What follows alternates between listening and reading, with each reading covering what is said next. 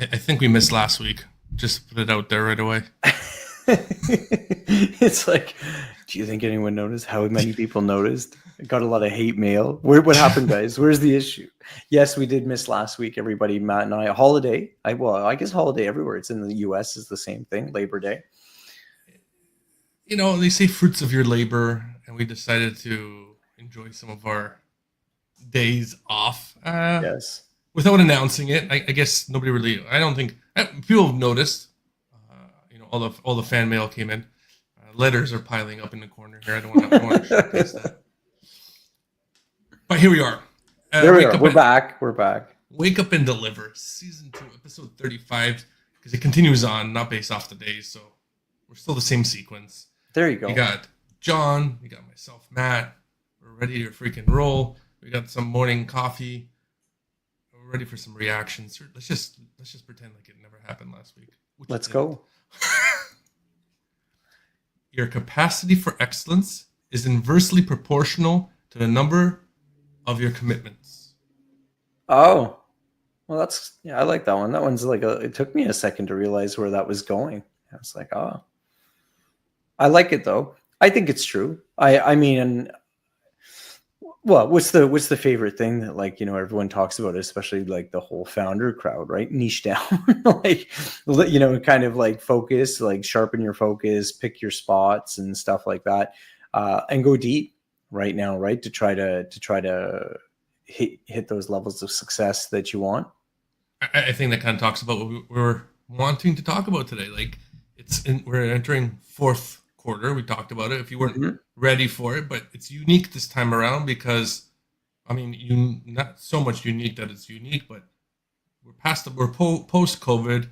We're in this new second Trump era with tariffs and tariffs having effect on everything. The appeals court said, "Hey, give that money back." Trump went to the courts and said, "Supreme Court, tell him no. He's not going to return the money." We just looked it up. $156 billion they've collected. The largest tax hike since '93. Nobody's going to see that money. Well, I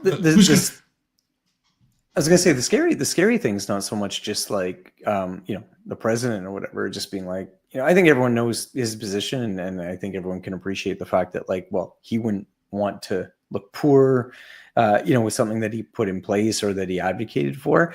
What I thought was interesting, I saw an article over the weekend though, and it was just from the Treasury Department and how the Treasury Department's kind of like, well, if the Supreme Court upholds it, we would have to issue refunds. We'd issue refunds for about half of the money. So I don't know where they just randomly pick half, but then in kind of the immediate sentence after that, but it's like, oh, but that would be extremely bad for the Treasury.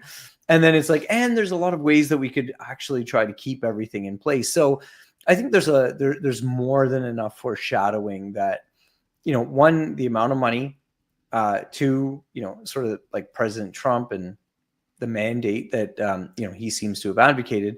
And then the reality is just that you've got a lot of the economy now tied up in this, and a big reversal, I think, would just be extremely challenging for everyone to deal with. And I think that there probably will be some covering going on there just to make sure it doesn't look like a circus, even more of a circus. I think a lot of people still hold the conception that money will be paid by the other country. This is the money that we've collected from the other country, and that money will be returned to that country. That money actually gets returned to the importers in the United States, and not other countries' money. Well, because it's the importers who paid it, right? Now, the interesting thing would be what happens to companies like let's say Walmart. Now, allegedly, they were successful in having their manufacturers absorb some of these fees. Well, what happens if all of a sudden, there's rebates issued or refunds issued? Do these manufacturers now? Sure, they're going to collect it, not the manufacturers. But that's what I'm saying. So now you're going to have all these manufacturers, and funny enough, you would have a lot of tension, in my opinion, between these manufacturers that supported these tariffs, right, and maybe reduce their price or came up with some creative deals or whatever, because once people have a price it's very difficult to then make it go up and just for them to sort of go back to normal. And this is actually funny enough. I was chatting with someone over the DMs, and we were talking about dynamic pricing in logistics, right? Particularly, this was in a last mile context, but I mean, dynamic pricing could apply in almost any context. But I said that one of the biggest pitfalls in my mind about dynamic pricing is that while on the surface it sounds like it makes a lot of sense and that it's just people taking advantage of opportunity, right? I.e., the service provider's got the empty space. Why not sell the dead space anyway? Because making $1 is still better than making zero.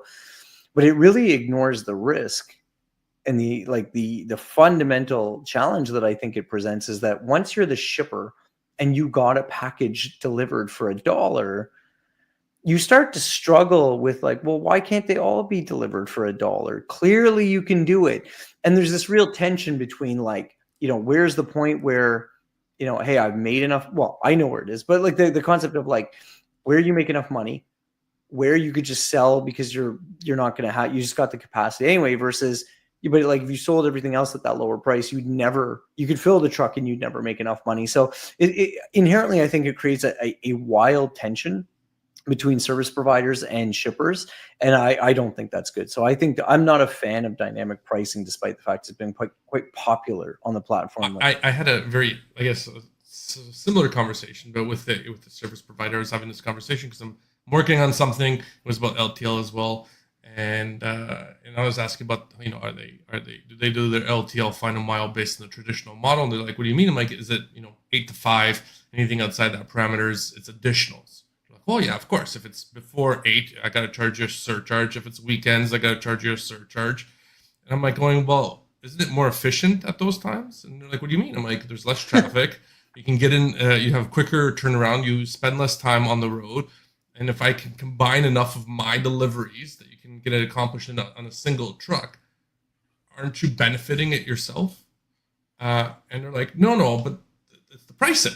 I'm like, I get that, but if I can build a more efficient model that you're prior to all your bulk of your work, can we work out a better price? And they're like, no, it doesn't work that way. Okay, but explain to me why. Like if I can tell you, hey, you can have a few guys at nighttime that can do the same activity that you do during the day, but it's 1.5 times quicker. Mm-hmm. Why can't I get a price reduction on that instead of a price increase? Because that used to be the only area where they could charge premiums, and they don't want to give it up. That's the reality of it. Like right there, that's it. And that's the whole conversation. That's why I've had these conversations with other, and other people are quite the opposite. Like, oh yeah, 24/7 flat price, but when it comes down to the nitty gritty, you're like, oh man, this is taking too long. It's a 1 o'clock delivery. I'm spending 6 hours at this delivery. I'm going, like, you can't have it both ways here, guys. Like, which one is it? So it's the interesting conundrum, like we've always talked about the final mile and the timings of it. So, and then the other thing I've been kind of scratching my noggin about was some customers are asking, hey, there's an additional responsibility on your driver to access the store after hours when nobody's around, and we're trusting you to make sure that you vet that individual to its fullest capacity. But there's no premium for that. Like if something happens, it's on you guys, but just make sure it's okay. I find that very interesting from that perspective as well, especially when you can consider that a white glove service.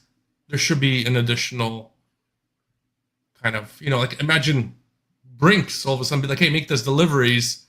You're unloading a whole bunch of money, but don't vet the guy. Like, it's just fine. I'm not going to pay you extra. It's just, don't worry about it. It's just a couple million. Yeah, I agree. I actually think that's kind of interesting. To be honest, it's funny because a bunch of my posts lately have been like around like the gig economy, just because I think that, especially moving into Q4 and stuff like that, like I think that gig work networks, whether it's for big and bulky, whether it's for a type of LTL, whether it's for parcel, whatever, can provide some interesting opportunities for a network.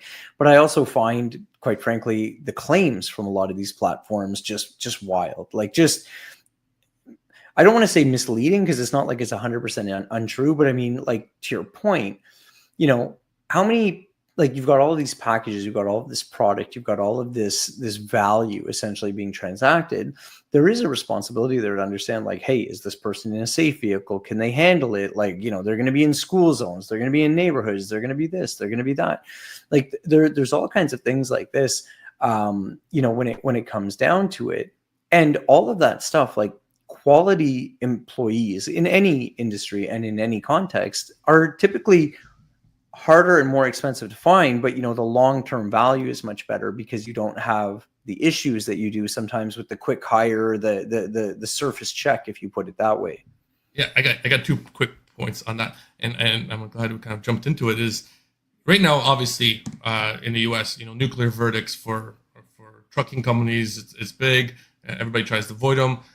I'm curious not curious, I don't hope it never happens, of final mile delivery of a gig worker that's being pushed by his dispatch to deliver into an area very quickly, and he gets into a horrible accident. And he's going to be like, well, I had to go make this delivery because I was going to get fined $1,000 based off of this contract I have. And I think in the current framework, that liability will shift away just from that gig worker to the platform that's pushing them. Eventually, the parent company that's employing them, which we haven't seen yet, thankfully. But as you and I talked about, as we're getting more gig workers out there, a lot more of these transactions happening, it's not a question about if it's going to happen. It's a question about when it's going to happen, right? Yeah. See, that's a good point right now, because today, the reason why like a lot of these platforms can get away with like just putting out this kind of concept of an offer of saying, hey, you get X amount of stops for Y pay. I think it should take you 4 hours, but if it takes you 8, that's kind of like a you problem. Mm-hmm. They get away with that for one simple reason, is just that they don't have enough volume. Like that's it. Like that's the thing. When you have enough volume, or you have an abundance of volume, that's when all of the 30-second gaps really start to matter. I mean, 15-second gaps start to matter. Like, you know what I mean? Because now you need to be able to manage, like, hey, this much has to get out. Because why? Because everywhere in that stream, there's a mechanical capacity somewhere. My warehouse only has so many doors. These SLAs only have, like, to hit it, I have to get so much through that door. I have to get so much onto those trucks. They have to be doing so much work by whatever. And the funny thing is, companies like Amazon especially, and Walmart is not too far behind, but they are putting such insane pressure on these companies. Like Amazon, for example, it was funny. So I think I told you a couple of weeks ago that I got an overnight delivery just for kicks. Like I picked it just 4 in the morning. Yeah. So anyways, my daughter, imagine, like my daughter's 16, my oldest one anyway. And she says to me the other day, oh, by the way, Dad, I got a package coming to the house. It'll be there like in the morning tomorrow, like, whatever. I didn't even like think much of it. I just thought she meant like it'll arrive sometimes the next day, but she actually went out of her way to do the overnight delivery. Right.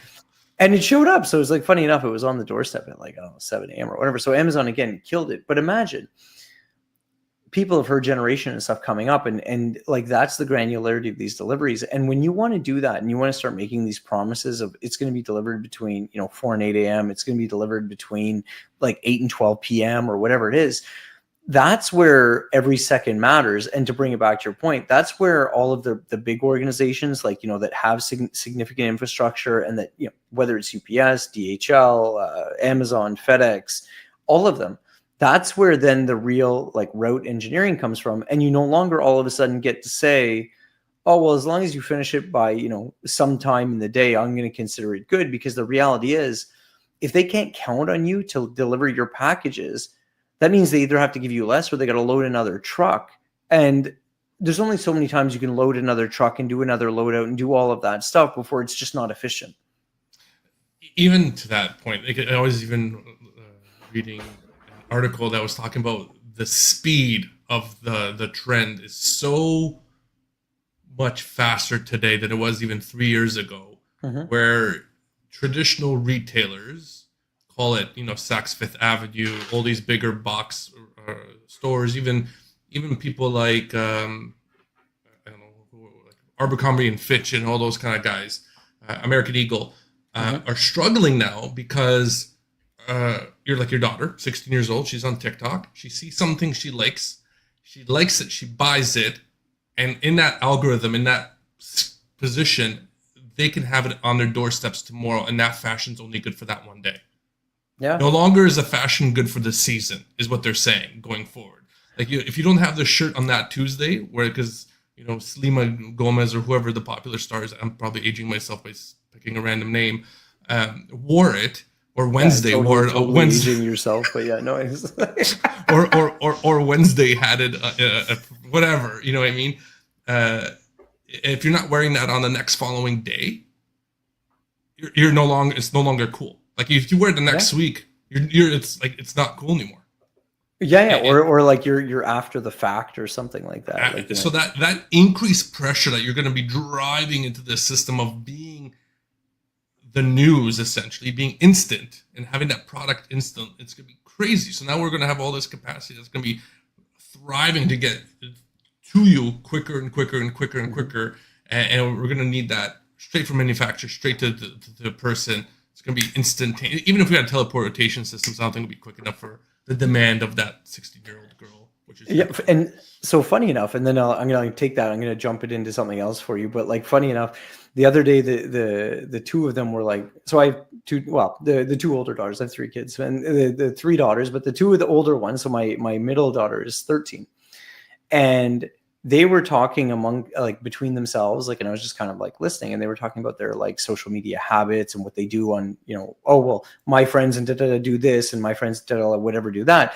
And it was funny to see they're 3 years apart and they're using different apps in different ways and the same apps in different ways, which I thought was really interesting to see, because it's like, wow, all of these people that invested, down this one channel are thinking that all of these young people are all the same. Like these two kids are essentially in the same cohort for the most part, and they behave very differently.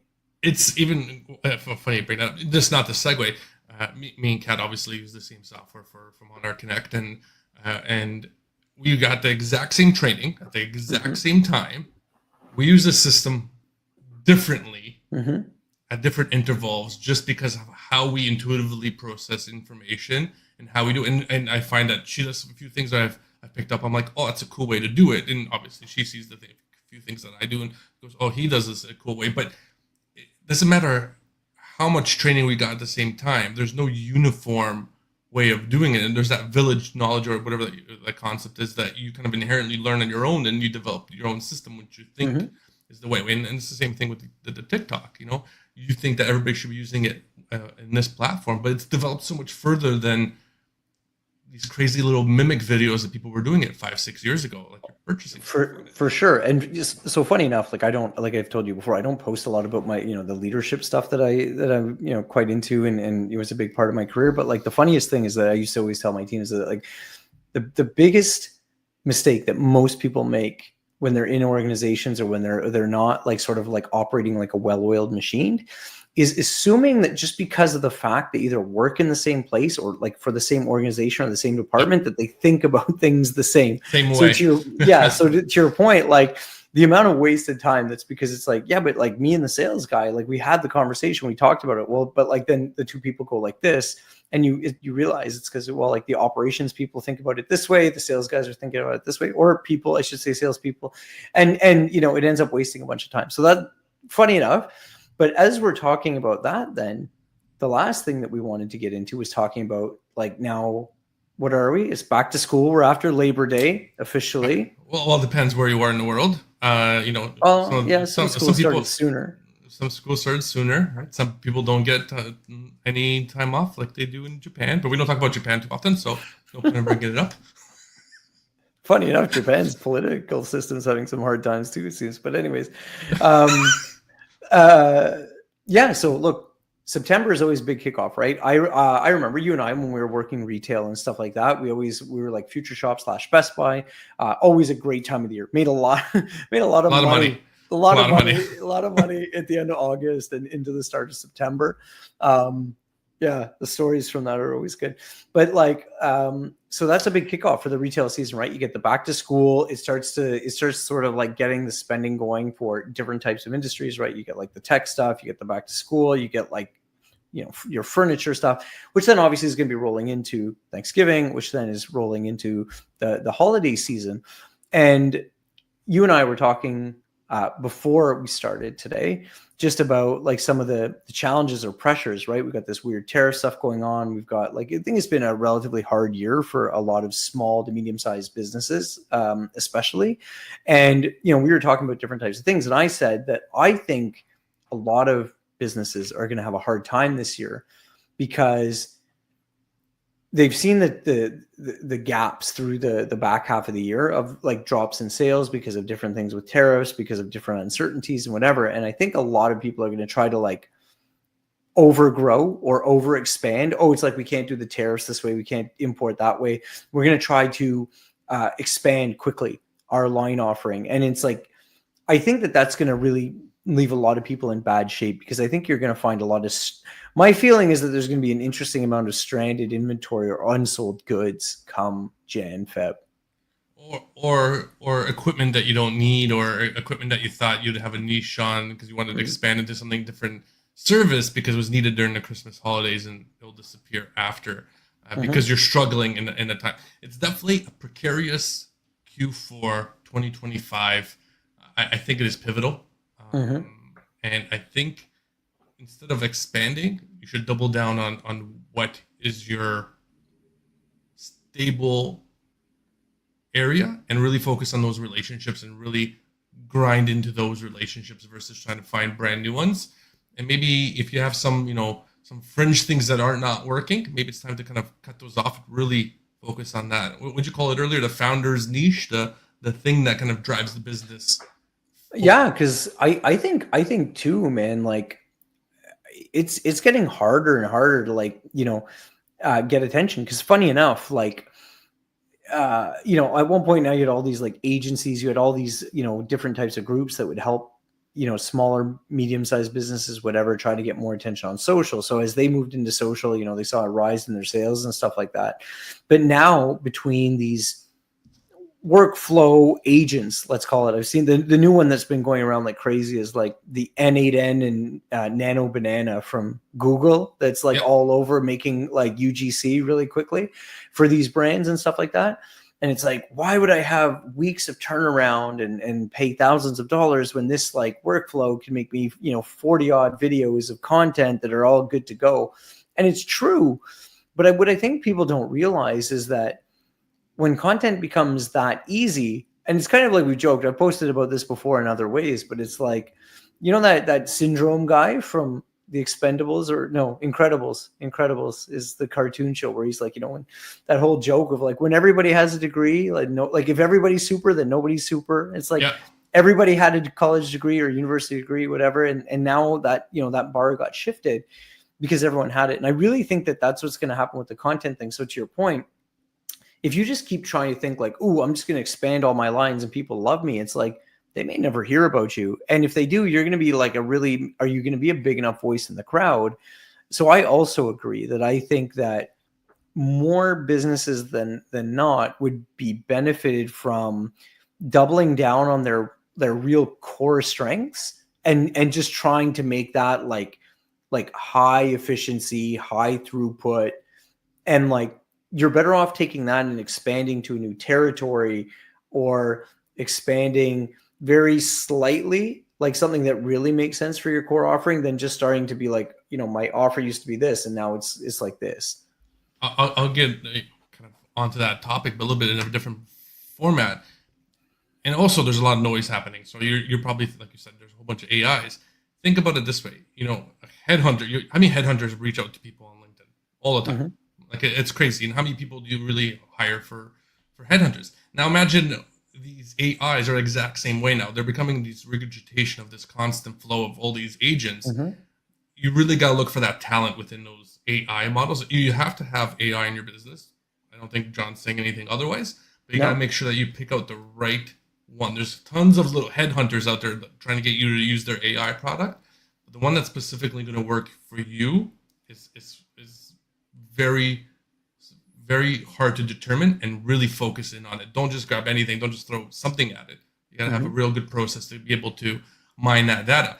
But to get to that mining of that data, you got to have really good data to be able to mine. If you haven't been keeping good information flows, the first thing you got to do is really clean up all that information and start really working through it and start working on your SOPs and walking through your day and understanding that, because all that information is really needed for AI. Otherwise, it's going to take you a year to implement all these things that you think are supposed to help you, and by then you're going to be behind everything as well. I know that's itching John now. No, I was gonna say, even with that though, I think the one thing too is that I think a lot of people need to simplify their business. Like if you want to get the most out of any kind of system, it's like, to your point, if you're succeeding because of any kind of tribal knowledge or whatever, like stuff that's living in people's head, or if you've got like 50 rules about like if this then that, and you just know that from building your business or from working in a business, those are the types of things that are super unsexy and don't get a lot of attention and nobody will talk about, but those are the things that will dramatically improve your business and your results. And the simpler, more straightforward, more consistent you can make your business, your data flows, your products, whatever it is, the faster these systems can benefit you, because of the fact that there is no like contextual like magic stuff that like hasn't been written down. Or that like has to be done. Like actually, sometimes I was going to say quickly. Funny enough, Ali talks about this. She's on LinkedIn all about AI. Is you can use AI to talk through your day to help build these things out, because a lot of the tribal knowledge, it's hard for you to regurgitate it out for the process to be better. Start using it to talk to AI to help you start building all these processes as you're doing things, and you're not wasting time. You're just speaking your thoughts out loud. Sorry, continue, John. No, I was going to say, I agree. Like, I think that, there's huge potential where people don't use it and everyone's looking for the easy button. But the problem is that like, you need to make sure that like your business is set up in a way that, essentially is very repeatable and stuff like that. Because for most people, especially anyone that's in any kind of CPG, like, product space, volume is where all the success comes from, right? Funny enough, like, you ever seen I think his name's Will Nyes. I think it's just Nyes. IQ Bar. You see him posting on LinkedIn and stuff. No. So he totally bootstrapped this like bar and his company and whatever, and was doing like probably quite well. I mean, I don't know him personally or anything like that. More just his posts and stuff. Follow what he writes because it's interesting stuff. But he was doing probably quite well for a number of years. But then, he openly said that, he ended up taking some investment and like really kind of cranking the dial and driving more efficiency through more scale. And basically said, because that's where you win the CPG game. Like, you know what I mean? Like when you think you look at your cogs of a product, like Walmart was really good. There was a great diagram that someone had posted about their recent earnings where they crushed it. They like absolutely crushed it. But it was kind of like something like, and these aren't the real numbers, but it's very close to the idea. It was something like 107 billion in revenue. And it was something like 95 billion in like cogs, like the cost of just getting the stuff to be able to be sold. So, look, they made a lot of money, don't get me wrong, but those are massive percentages. And I mean, even in transportation, like CH is the same kind of thing. Big, huge book. Like they make a lot of money, but they generate a ton more. That's, what I mean? So it's like, it's relatively thin margins when it all comes down to it. And that's why the scale is so important. Absolutely. And on that note, we're out of time. We are on time. We're actually 30 seconds early at the moment, so we're good to close. We're good to go. Give me your final thoughts, good ideas, good vibes, positive energy out there for this week. I just, I encourage people to really find that core vein, that big artery of your business right now, and just make sure it's super healthy and that you're planning for it to really deliver for you, because it's going to need to do what it needs to do to get through Q4 for sure. And on that note, catch you next week. Even though we said that 2 weeks ago and we didn't show up last week, that's not the point.